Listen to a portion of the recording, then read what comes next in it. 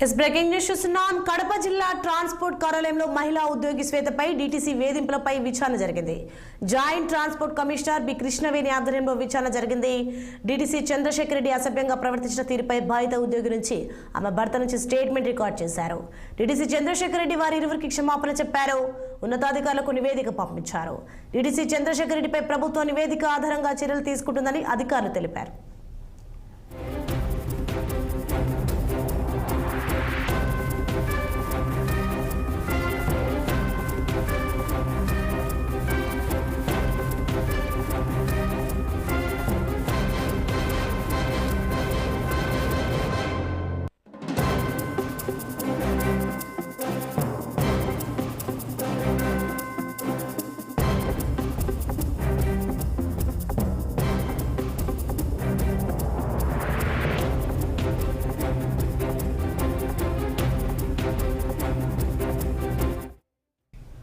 Breaking news చూస్తున్నాం. కడప జిల్లా transport కార్యాలయంలో మహిళా ఉద్యోగి శ్వేతపై డీటీసీ వేధింపులపై విచారణ జరిగింది.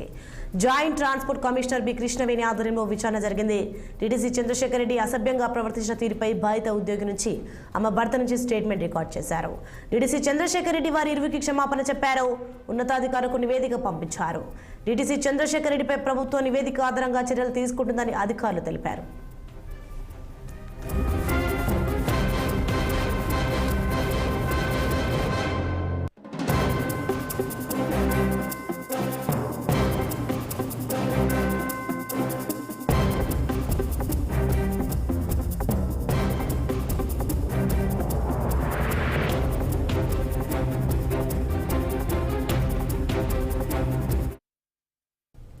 బ్రేకింగ్ న్యూస్ చూస్తున్నాం. మనం కడప జిల్లా ట్రాన్స్పోర్ట్ కార్యాలయంలో మహిళా ఉద్యోగి శ్వేతపై డీటీసీ వేధింపులపై విచారణ జరిగింది. Joint transport commissioner B Krishnaveni ఆధ్వర్యంలో విచారణ జరిగింది. ఇక దీనికి సంబంధించి మరింత సమాచారం మా ప్రతినిధి యూసఫ్ ఫోన్ లైన్ అందించే సిద్ధంగా ఉన్నారు. యూసఫ్. కడప జిల్లాలోని రవాణా ఉపకార్యాలయ అధికారి ఎవరైతే ఉన్నారో చంద్రశేఖర్ రెడ్డి ఇతను శ్వేత అనేటువంటి ఓ బ్రేక్ ఇన్స్పెక్టర్ ను పదే వేధింపులకు గురి చేస్తా ఉన్నారు అన్నటువంటి ఘటన నిన్న ఒక్కసారిగా వెలుగులోకి వచ్చింది.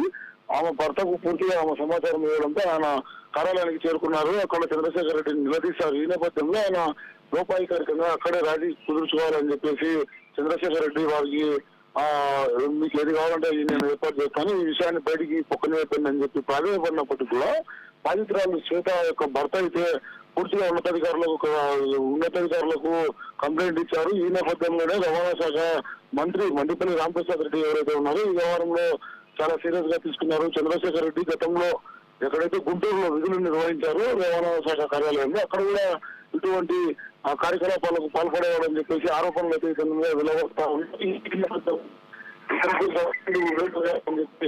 పూర్తిగా సాధించకపోతే మండిపల్లి రామప్రసాద్ రెడ్డి రవాణా శాఖ మంత్రి అయితే ఒక కమిటీ నియమించారు. దీనికి మాజీ డీసీసీగా ఇక్కడ పనిచేసినటువంటి ఆమెను ఈ విచారణకు అధికారిగా కొనసాగించారు. ఆమె పూర్తిగా నివేదిక కూడా ప్రభుత్వానికి ఇవాళ సమర్పించబోతా ఉన్నారు. ఈ నేపథ్యంలో ఇవాళ రేప ఇతరులపై దక్షిణ సస్పెండ్ చేసి వేస్తారని చెప్పేటువంటి సమాచారం అయితే అందుకు కొనసాగుతున్నారు. గతంలో ఏదైతే ఈ కార్యాలయంలో జరిగిందో ఈ వ్యవహారం అంతా కూడా ఇప్పుడు ఒక పెద్ద హాట్ టాపిక్ నడుస్తా ఉంది. ఇతను ఒకరే ఉన్నారా మరి కొంతమంది అధికారులు కూడా ఇటువంటి వ్యవహారాలు పాల్గొడతా ఉన్నారు అనేటువంటి కోణంలో అయితే విచారణ కొనసాగుతా ఉంది.